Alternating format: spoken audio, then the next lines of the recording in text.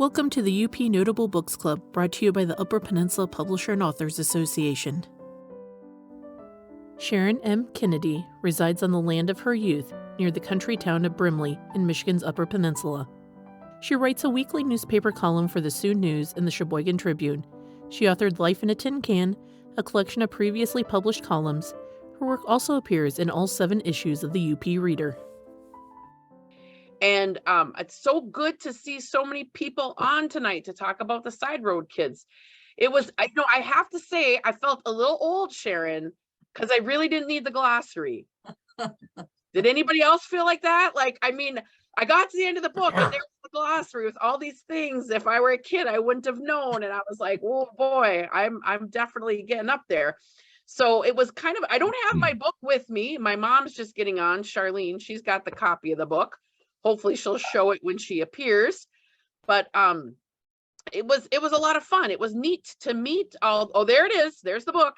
It was neat to meet all those kids, and we just want to hear a little bit more from you about it, and then we can maybe ask you some questions. So without any further ado, I want to introduce Sharon, who is writing up a storm. This fall, me and Michael B. Klassen did a workshop together, and he is one of your biggest fans, Sharon. He could not say enough about how on fire you are for writing, and you're writing like crazy, and he's loving everything you do. So tell us more. Well, thank you. Okay, first of all, I want to thank everybody for coming on board and listening to me here. Sometimes I'm a little nasal, and that can get under your skin, but that's just the way I am. That's just my voice. And I'd like to say, Victor, I'm really glad that you are well, okay, after your bout with the cat. I survived the cat fight. So we'll get that out of the way, and thank you to Michael, okay? And now on to the SideRoad Kids. And this is my book. Some of you have read it probably, and some of you haven't. Victor and I went round and round with this because I said it's not really it's not a young adult book, and it's not really for kids who are in the 6th grade. It's more for the parents or grandparents. And then I had people saying to me, well, no, that's not true. It can be for anyone, because the kids that are in this book, okay, this takes place in 1957-58, the school year, and the 6th grade, which is the grade that I hated the most, okay? But I've had people say to me that that the things the children experienced then are just as viable today, because everybody wants to be liked. Everybody has a certain thing about their body, whether it's the color of their hair or, and you know, when you're in the 6th grade, sometimes you're getting acne and you're gangly, and those things don't change, whether it's in the 50s or whether it's in the whatever we are, 2023, I guess. Some of you read maybe some of my columns, and you realize that I kind of goofed, and I was how many? I said 3 years ago we were having all this trouble when it was really 2 years ago. So anyway, the SideRoad Kids came about, oh dear. Okay, now I can see myself. Am I supposed to see myself? Yeah, we put you in the spotlight so that you're easier to see. Oh, well, then okay. Well, anyway, this is about a group of kids. For those of you who haven't read, it's about a group of kids who most of them live on the farm, and that's why it's called the Side Road. And it's set in Chippewa County, which is the county, of course, where I live. Now, I grew up on a farm, but every kid in here, with the exception of Shirley and Katie, they're all from my imagination. I was trying to think, did I base anybody on a character that I knew? And truly the answer has to be no, because I grew up very, very isolated. On the side road, there were only, I think, 5 families when I was young. 3 of those were relatives, and they didn't get along. So even though I had cousins that, well, my female cousin was 2 years younger than me, we didn't play together because, I don't know, just because we didn't, you know, family situation. I think nobody, it's like the, what is it, that Southern family that fought all the time, the McCoys and whatever else they were. Well, that's what our family was like, the Kennedys and the Cotlets. Nobody could remember why they were mad at the other one, but they were mad anyway, and it passed from generation to generation. So as a matter of fact, a couple of my cousins just died here. I had 7 deaths in the last 2 months. So it's been, you know, some of them I wasn't sorry to see go, and some were heartbreaking. So it's been kind of a crazy time for me. But anyway, the first story in here talks about the kids going for a drive. And Fenders is the older brother of Daisy. And he wants to take the kids for end of the ride, well, end of the summer ride, okay? So they all get in the car, so on and so forth. And this is the vehicle that they ride in, okay? And this is actually based on a photograph that my mother had in her collection, because that my brother and my dad put that together, and it was called The Bug. And my brother loved to go up and down the side road with it. Here it is in black and white, okay? And I don't remember, I think it was a 52, some parts of it were a 52, some parts of it were probably came off of a tractor, maybe off of Dad's flatbed truck, they didn't know. But every kid who grew up on a farm had a car or a truck that their dad pulled out to the field, okay? In my case, Dad didn't get the amount of money that he wanted on the trade-in. So being the stubborn Irishman he was, he said, well, I'll fix you. I'll pull this sucker out to the back field here in the pasture, and I'll let the cows enjoy it. So that's where I learned to drive. I'd go there and, you know, just use the steering wheel and turn on the radio that didn't work. And in those days, we had the roll windows, so rolled up and down. So that's what these kids did. They all got in there and they said, okay, where are we going? And they argue about where they're going to go. One wants to see the Sulaks, and now that's Old Hat. And one wants to go to the fair and see the 2-headed calf. And now they're not going to do that. So you'll have, if you haven't read the story, you'll have to find out where they all go. Okay. Then in another one, I call it A Strange First Encounter. And that's based on a girl that's going to appear in the sequel. Her name is Rain, and I didn't put her in this book, okay? And she was mad at me, okay? The character was mad at me. She said, hey, how come you didn't introduce me? You know, and I base Elizabeth on this person who was real. So, you know, Elizabeth, you know, Elizabeth said, look, okay, I'll stand in for Rain, but you have to introduce her in the sequel. So I said, okay, kids, okay, because these kids tell me what to do, okay. So when Elizabeth comes to visit her neighbor, who is Shirley, Shirley lives in this old house, which is really the house that I grew up in. So throughout the book, I'm Shirley. Shirley's afraid of everything. Shirley has no self-confidence. She has a twin brother called Squeaky. Shirley is tall, okay, not very good looking, has a lot of hair in her arms that she's incredibly embarrassed about. And Squeaky is short and fat, and he loves everybody, and everybody loves him. So they're totally different, even though they're twins, okay? So I always wanted to be Katie. Katie is precocious. She's not afraid of anything or anybody. She's kind of outspoken. She thinks she's pretty clever. And that's who I wanted to be. But unfortunately, I didn't become Katie until I was like in my 60s. Okay, that's a long time. And Katie has been in my head for many, many, many, many years. And finally, I just stopped fighting with her. And that's when I started to write these stories. And people have asked me, they said, you know, Sharon, I really don't like what you did here, because I really have to concentrate on reading the book. I can't listen to my husband or my wife. I can't watch TV or listen to music, because I got to figure out who's telling the story. And I've had people say, why did you do that? And I said, well, I'll tell you what, this is the kid's story. It's not my story. It's not the narrator's story. So believe you me, if anybody who's on here had a problem remembering who was telling the story, you're not alone. Because I got mixed up a couple of times too. And it wasn't only after it was published, it's in print, I ordered my copies, it's on Amazon, that I realized, oh, I goofed up. Okay, and we have fixed that. But it's the kids' story. And I really wanted these children to tell their story because it's honest and the narrator stays out of it. I could have said, you know, yeah, then they went in the car and then they did this, or they went to milk the cows, or they mucked out the barn, or they did whatever, okay? But it had to be the kids so that it would be honest, it would be truthful. And that's why I did it. And you have to concentrate. My daughter said, Mom, she said, that didn't bother me at all. It's probably the first thing of mine she's ever read, okay?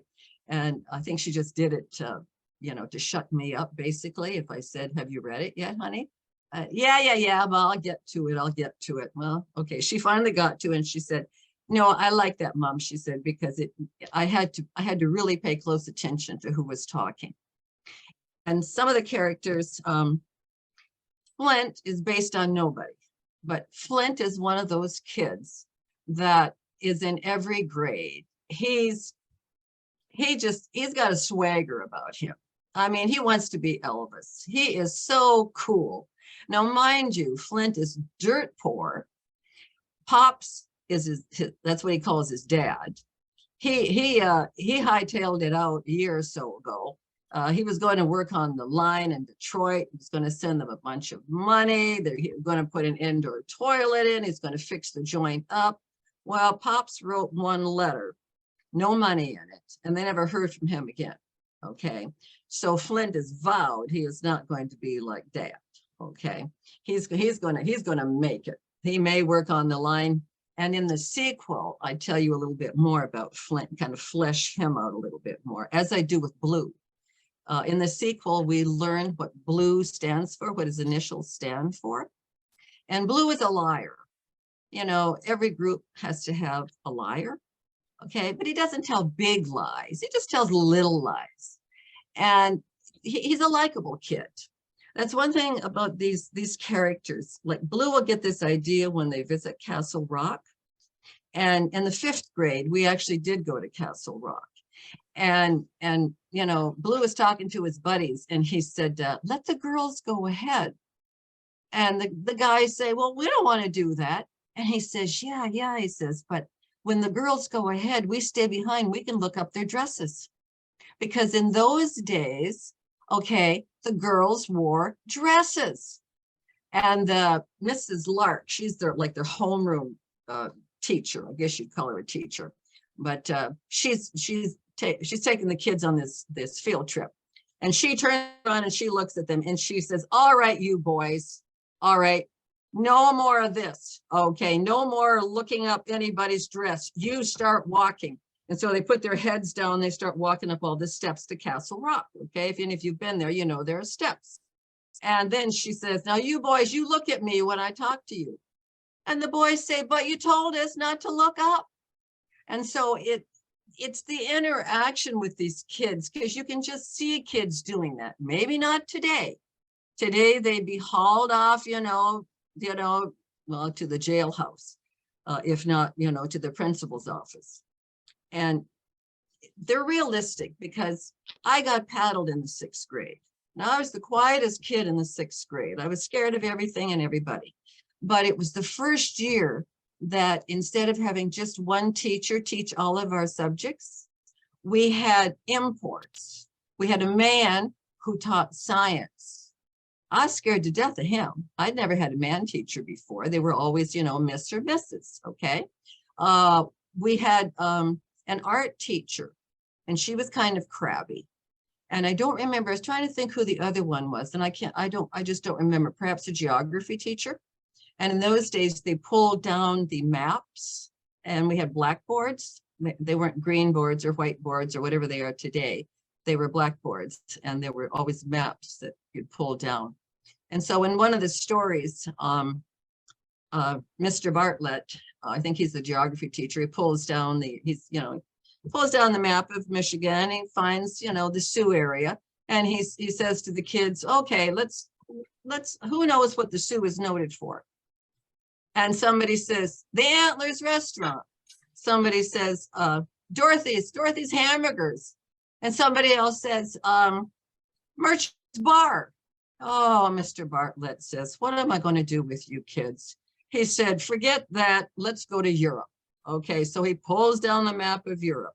And he said, okay, now kids, we've been talking about Europe. I know that you know some. Okay, let's say Flint says, I know.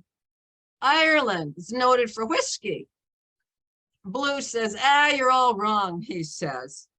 Germany is noted for beer. And Mr. Bartlett says, I'm ready to give up. And Katie says, wait a minute, Scotland's noted for scotch. He flips the maps back up and he says, you kids have a long way to go if you expect to pass geography. And these are the types of things kids in those days did.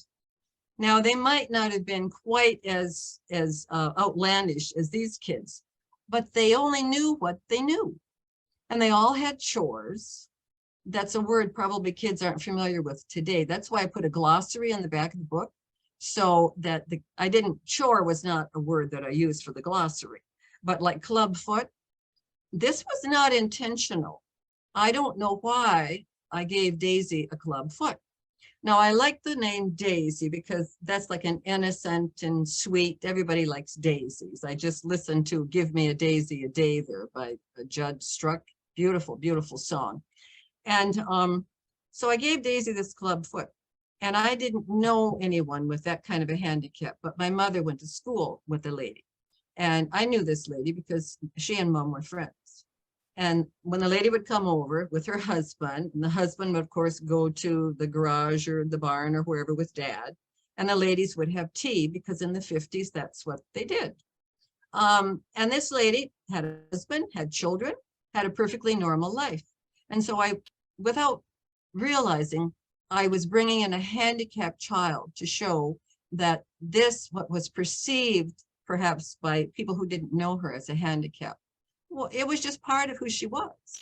It wasn't a physical handicap to her at all, but she was kind of concerned about when they go into 7th grade and there's a new group of kids, because she's known these other kids since kindergarten. And the first couple of days, she didn't really want to go back to school. And then her mother talked to the teacher. And by the end of that first week, the kids were limping as she was doing and saying, hey, we can do the same thing. And so it brought a togetherness that may or may not be in schools today. But in those days, it was such a different time. You want me to go on with any of these stories, or is everybody still awake, or? I'd like to ask a question.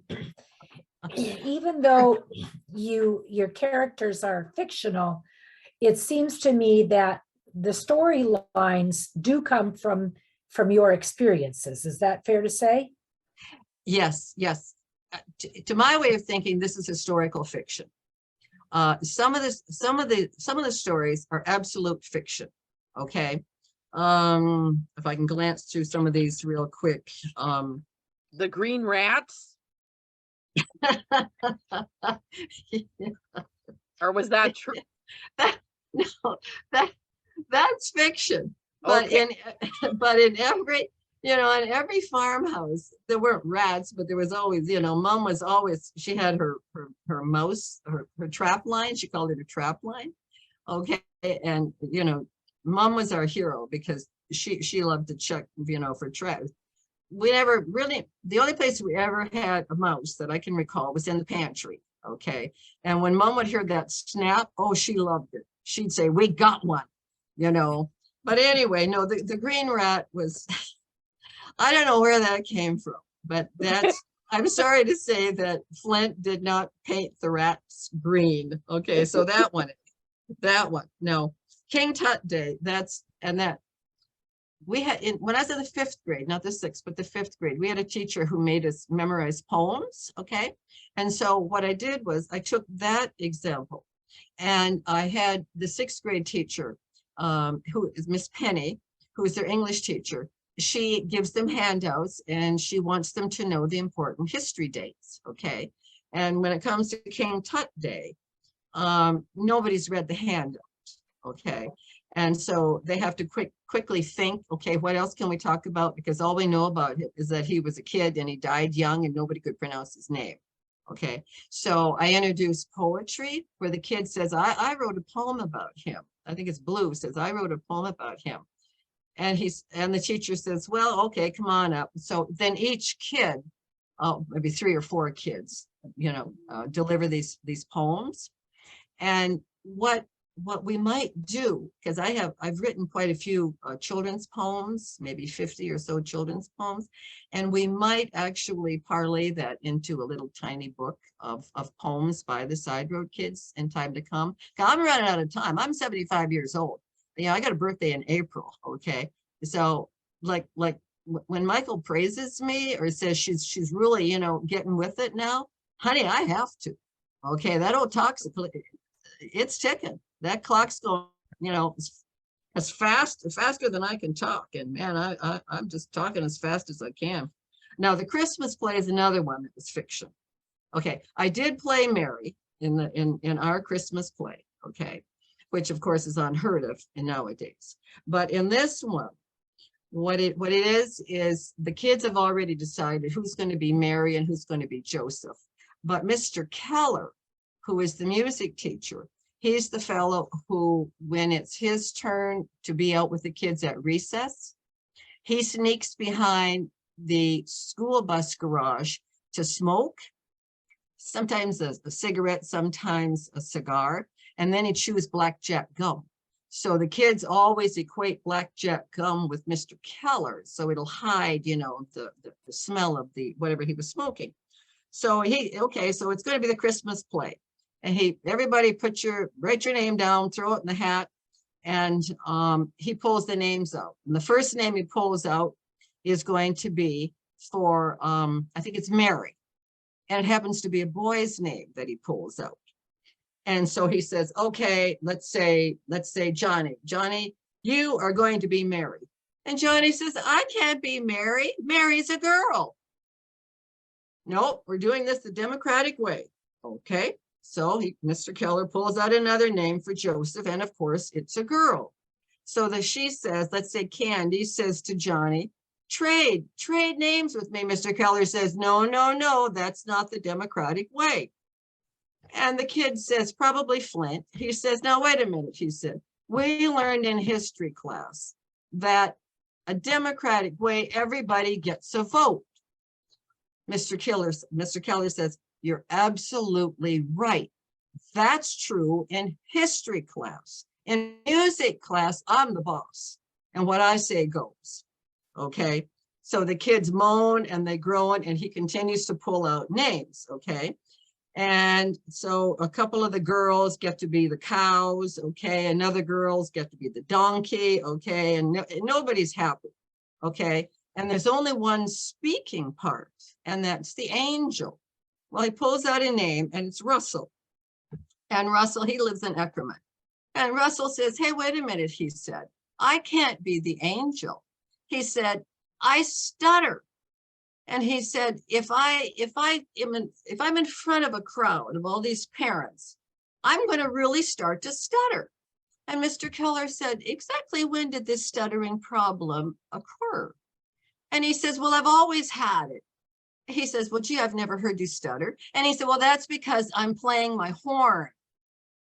And so he's given all of these reasons of why he can't be the angel and announce, you know, the coming of the Lord or whatever. I forget what the angel's supposed to announce. Shows you what kind of a Christian I am. Okay.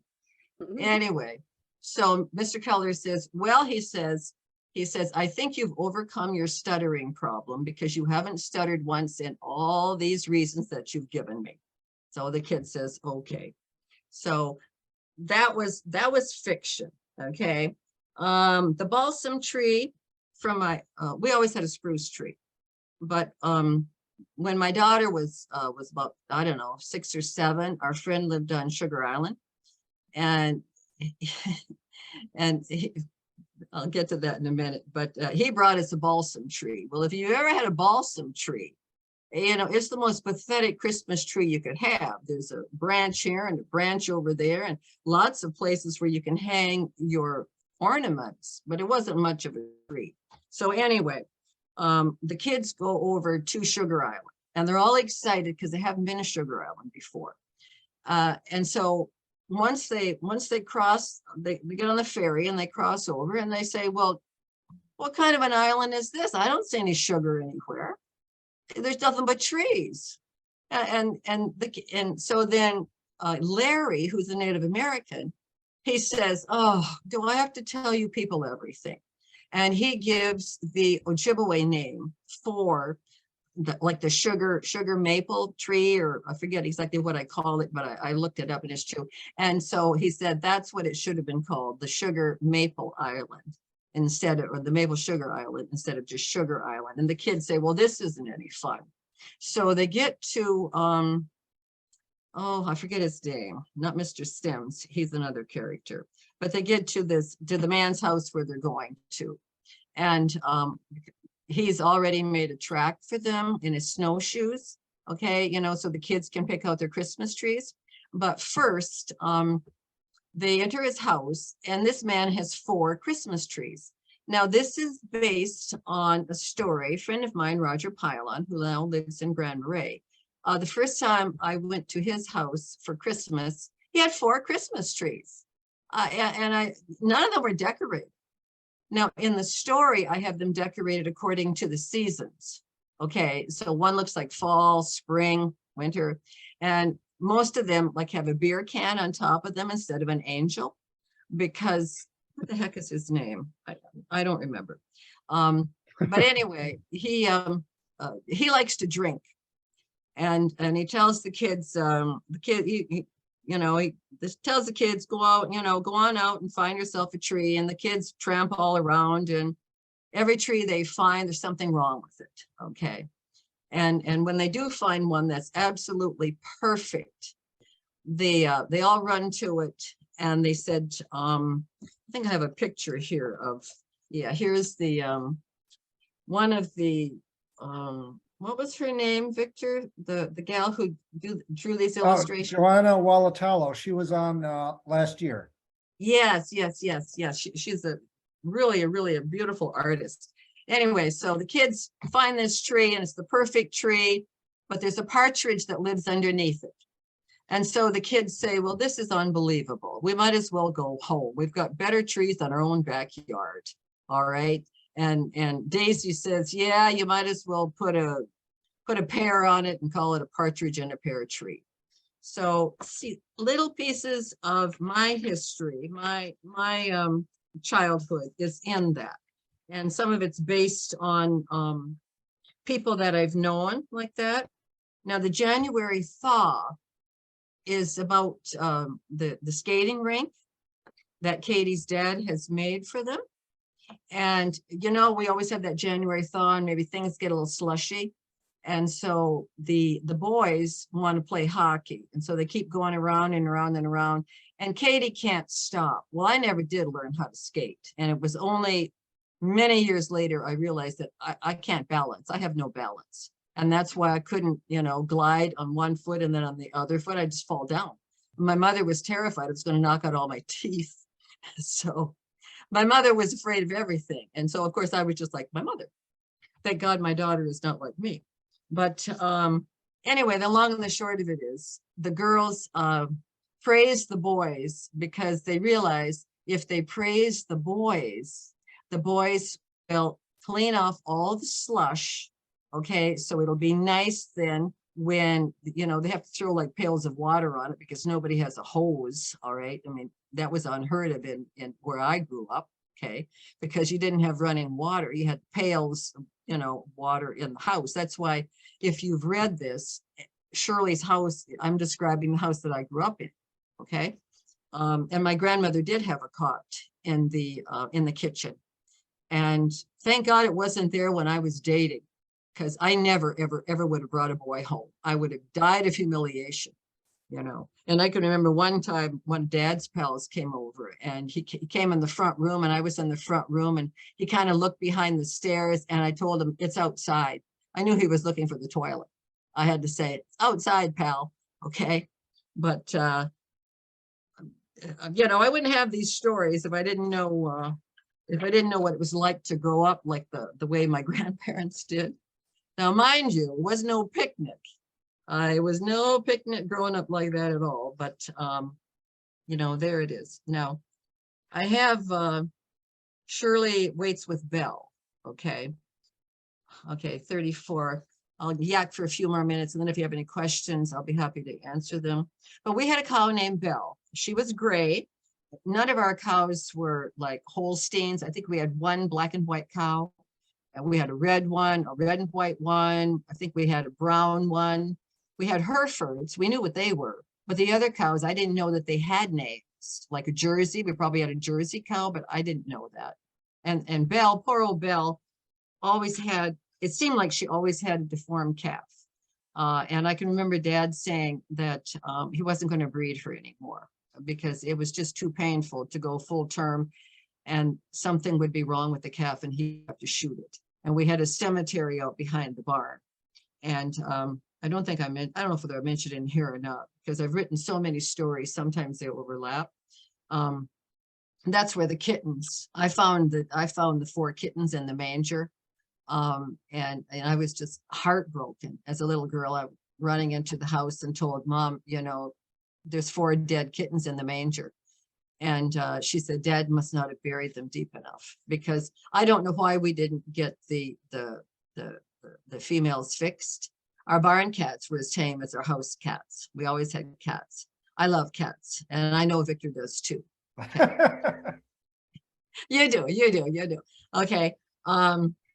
But that was really traumatic for me. And that's why I put that in about Shirley finding these kittens.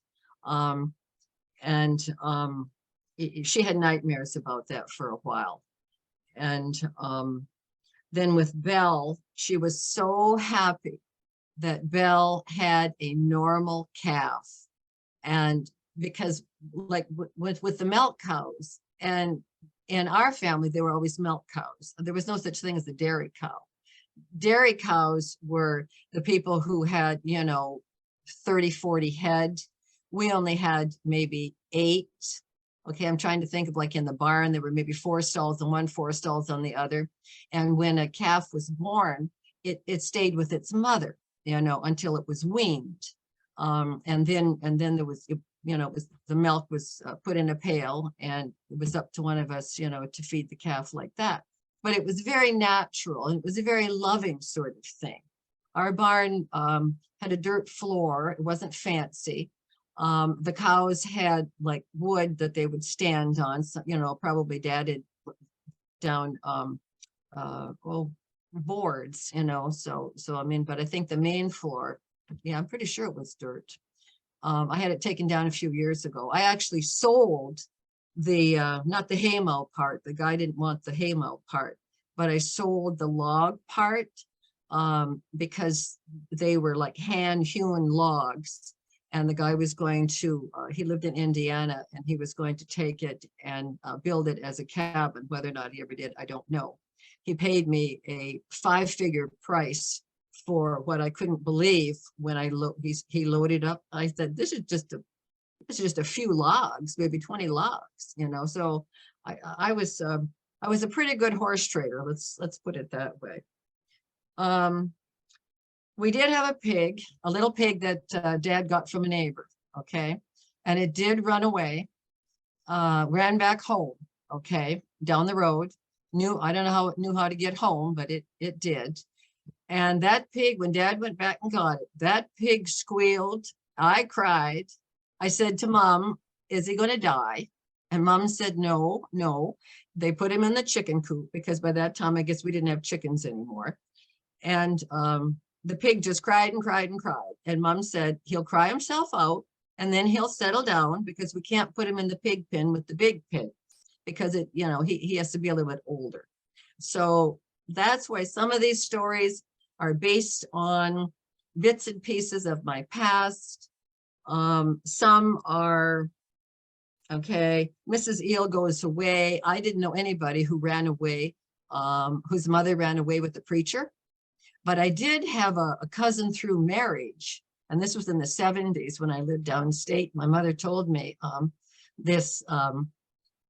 my cousin was her husband, and his wife had decided she was in love with the priest in Brimley. And so she was going to run away with him. So that didn't work out. I think the priest said, no, I got to say mass today, so we'll have to make it another day. Okay. So I think that's about it. Any questions?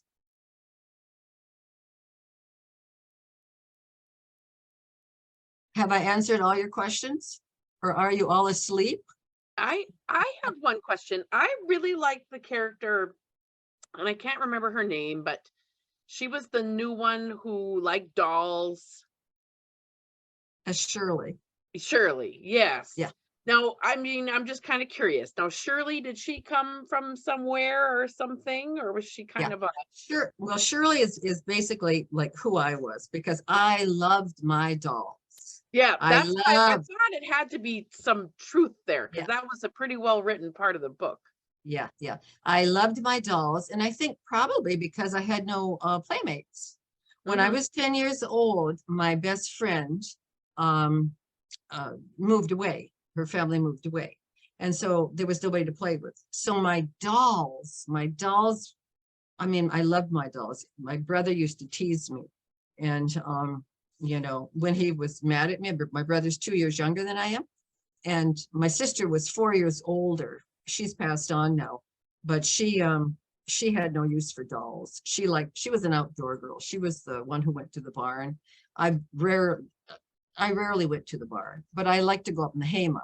So lots of these stories, the kid will say I'm up in the haymow, and it really was just a ladder like on the outside of the barn, and we climb up it, and there was an opening there, and you could sit, you know, and I looked south, okay, and like a pasture, I could see the cows in the pasture and things like this. It's all grown up now because I live on the original 20 acres that my dad homesteaded. And I just had the real estate aged out today. I will be selling up and moving into town. So it's been a hard decision because I've known this side road all my life. I've known this acreage all my life. And I had to tell my parents, who have both passed on, that I've done the best I can, but I can't keep it up anymore. And it's time for me, you know, to move into town. And one thing I did want to say, and I mentioned this today when I wrote a little blurb there on my blog, these kids tell me where to go. I don't write from an outline. When I start to write, I really have no idea where I'm going. I have absolutely no idea. I sit down and I'll start with a couple of sentences, and the kids really tell me where to go. And if I'm stuck, it's because the wrong kid is telling the story, okay? It's wrong point of view, or it doesn't belong in that particular story, you know, save it for another story or for another kid. But it really is it's the kid's story, and it's told by them. And it becomes so clear in my mind. And this is the way it is with everything I write, whether it's a newspaper column, and each one of my columns, I've written hundreds of thousands of words probably, because I started writing a newspaper column when I was 66, and it just came. And I often say that each newspaper column is like a microcosm of a short story, because it has a beginning, a middle, and an end. And I try to remember, you know, like when you start with the first paragraph and then wrap it up, you know, in the last paragraph, kind of refer back to that. The way I was raised in school, proper grammar was drilled into us from, say, second grade on. And I still have a hard time beginning a sentence with a prepositional phrase and not putting a comma after it. but sometimes I don't do that anymore. And I have no problem ending a sentence with a prepositional phrase. And any of you who who went to school when I did, that's an absolute no-no.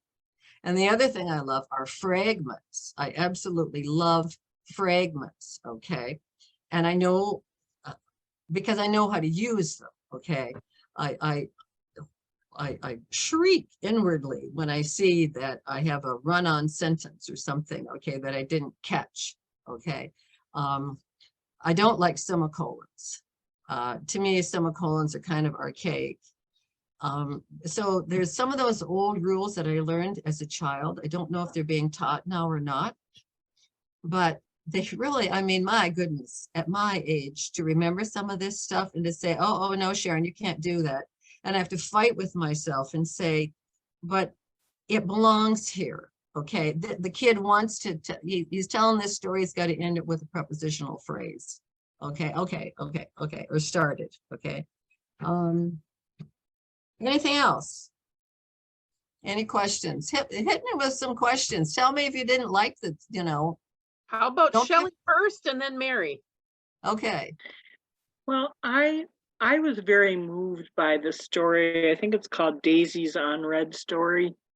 And I found that very fitting for all time, like even in today's world, to have a child get the message that they don't matter. And yet somehow within her, she had the, but I do matter. And I thought that was really very good. I'm planning on sharing it with one of my granddaughters, who I think will really appreciate that story as well. So maybe just another thought about where that came from. Thank you. That came from part of it was true. That when I was in school, if the teacher didn't call upon you, the way it was then, you could raise your hand, but if the teacher kind of didn't like you for whatever the reason, and when I was in the 5th grade and the 6th grade, I was raised Catholic, and both of my teachers were Protestant. They were the wives of Protestant preachers, and we had to say the Our Father. I mean, this is going back, when you could say the Our Father. And so as a Catholic, I sat down when they said for the kingdom and the glory and the power. I sat, because we didn't say that in Catholic Church. So I felt rejected. But we did have release time on Ash Wednesday. And so I'd come back, with that cross reminding me that I was only dust, and when I dropped dead, I'd only be dust again. And so I felt odd, okay? And I think that's how Daisy felt, okay? And she thought it was because of her foot that the teacher didn't like her. But then towards the very end of the book, when the children say goodbye to Miss Penny, Daisy, Miss Penny has had a change of heart. She's softened over the school year, okay? We don't know why, okay? But she seems to have softened towards the children. And Daisy is the one who comes by because the teacher starts to, are we done? No? You just blinked a little bit. Keep going. Oh, okay. Daisy is the one when they're talking about one of the ships that went down the Great Lakes, okay? And Miss Penny says that her dad was a sailor and so on and so forth. And Daisy goes by her desk and she says, I'm very sorry about your dad. So it shows that Daisy forgave her teacher, okay? And it shows the humanness in the child, okay? Almost being, more forgiving, shall we say, than an adult would be. And that touched the teacher. It changed both of them. And I think it goes back to her rejection of the story. Okay, and somebody else, I hope, did that kind of answer your question? Mary had a question. Yeah, thank you. kind of had a comment because I think that even though I grew up in southern Arkansas, there was a lot of things about your description of your childhood that were, you know, kind of rang through, not necessarily from my own childhood, but from my mother's. Mhm. And I didn't learn about a lot of that until after she was almost 80, and well, she was 80 and moved in with us after my dad died because she had Alzheimer's. And that was when she finally started telling me things about her childhood. She never had done any of that because I think she was ashamed, you know, and wanted to be a different person than what she'd been in rural southern Arkansas. Mhm. So, but the grammar, that was her big thing. She was always correcting my grammar. And now I find myself purposely saying something the way she wouldn't want it. Just because now I can be me. That's right. That's right. Yeah, And it it's just- interesting you say that because my mother never talked about her childhood. Never. She said it was too sad. She said it Very, was, very little. Yeah.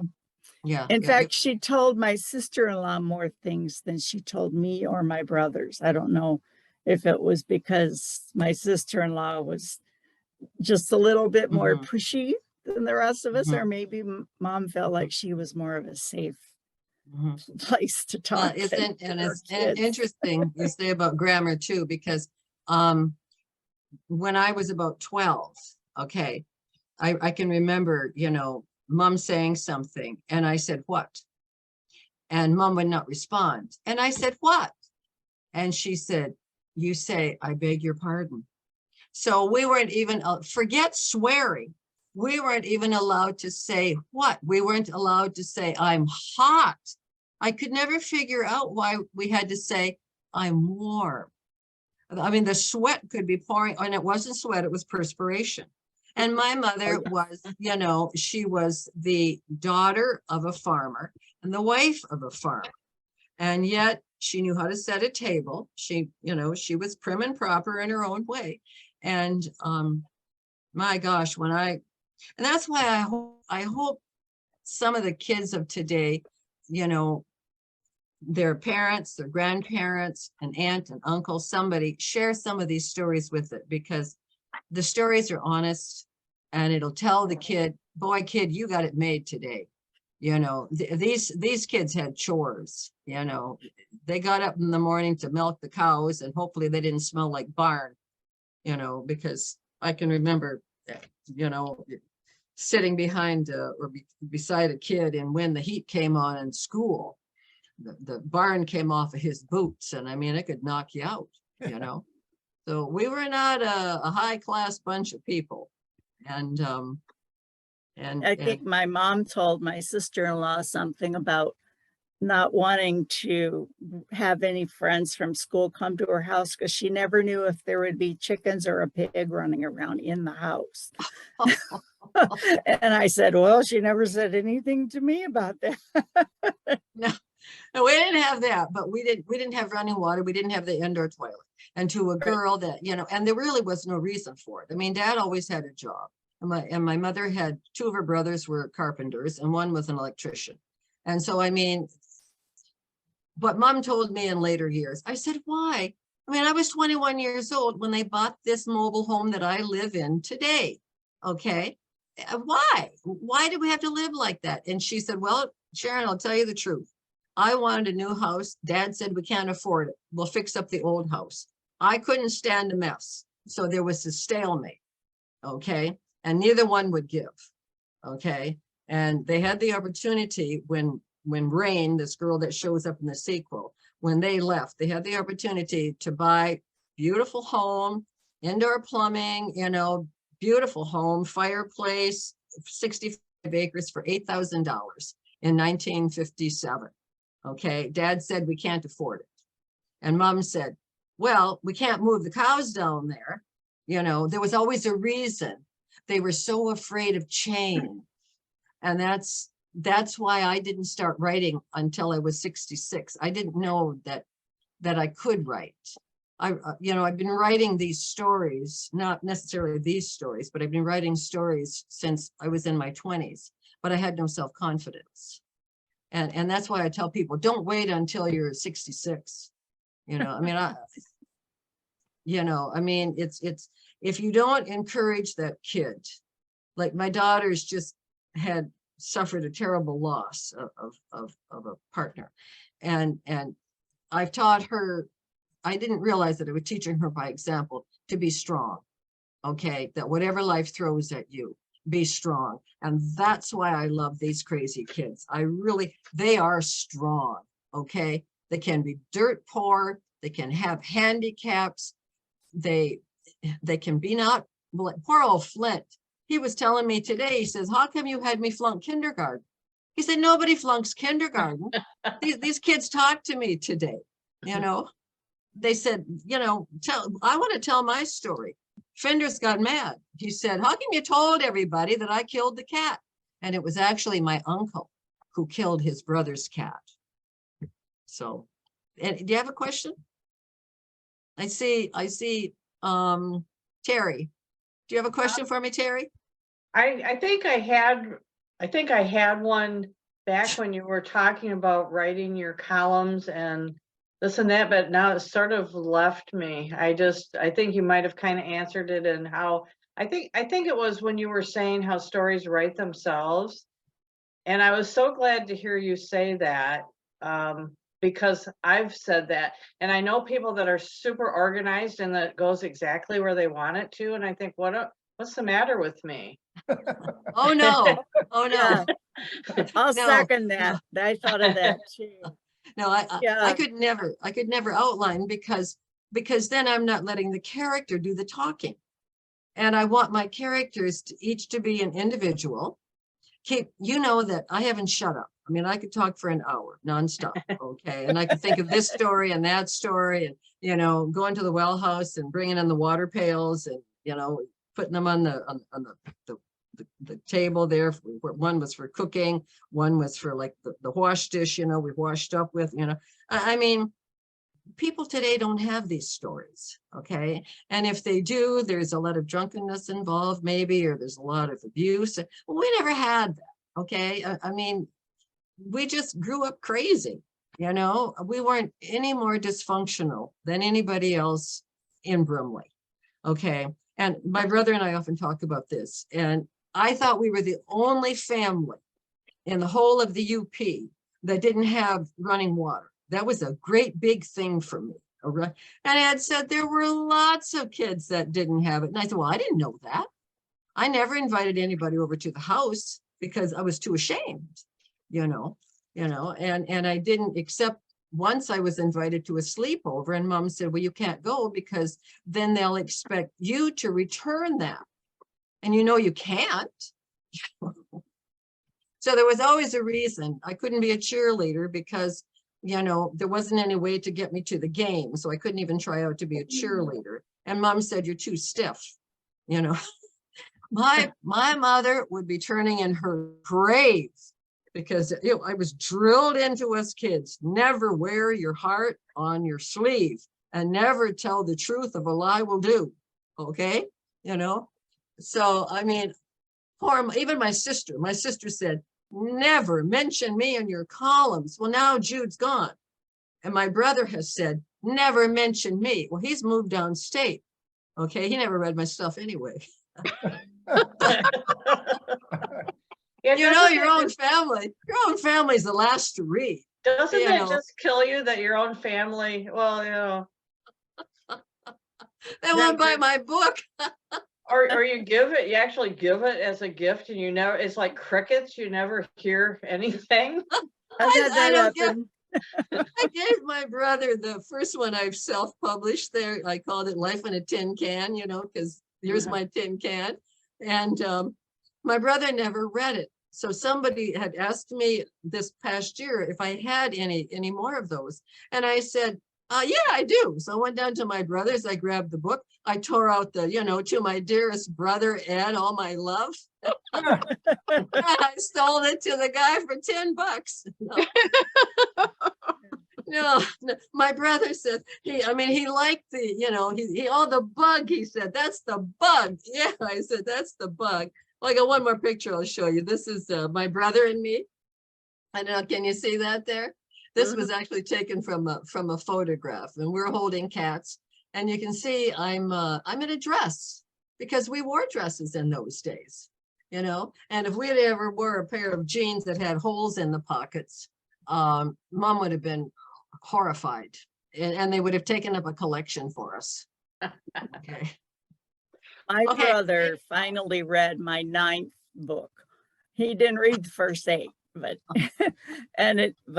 he actually called me up and said, I wanted you to know that I really liked that last book because it was based on stories of our family. And he said, and to be honest, it's the only one of your books I finished. That's wonderful. Yeah. Well, it's 8 o'clock. I just want to thank everybody for coming on, for putting up with my endless chatter here. And you guys are wonderful. Thank you, Sharon. And I'm glad that you and Terry were talking here at the end, because I want to take a moment to introduce you all to Terry. She is the author of next month's book, The Home Wind, which I was on a little early talking to Terry. I am loving it. It is a really, really, really good book. I mean, it's a lot of adventure, and I can't wait to finish it. So I think you're all going to enjoy the talk that Terry's going to give us next month. And yeah, that's all from me. Anything from you, Victor? I have a question. If you have a child, a grandchild, nephew, niece, and they like to write, please, just keep them writing. Yeah. And Mary, you have a question. Well, I wondered, since I'm not there, that I can come to your library to borrow books, like Terry's book, if it's like on Amazon or. Oh, yes. Amazon, and you can get it with Kindle if you want to do that. Yeah, I do have Kindle, and my eyes are making it more and more necessary. And my husband loves Kindle. Yeah. I'm glad you brought that up, because as we are collecting books now for year 4, and I even have another one here, some of these are a little tricky to get. So I'm going to put that in an email, how you can acquire them. Okay. So I think that's it. Thank you so much, Sharon. Looks like Terry's. Oh, and there's Terry's. Okay. So we're going to talk I don't know about if you can do it on the big screen. I don't see myself on the big screen. There you are. See the cover. Yeah. We can see. Okay. Yeah. Okay, it's backwards. I don't know. No, it's good. It's good. Okay. Okay. All Have a right. good night, everyone. Definitely check Bye. that out. You've been watching the UP Notable Books Club, brought to you by the Upper Peninsula Publisher and Authors Association. To join or for more information, please visit us at www.upa.org or www.upnotable.com.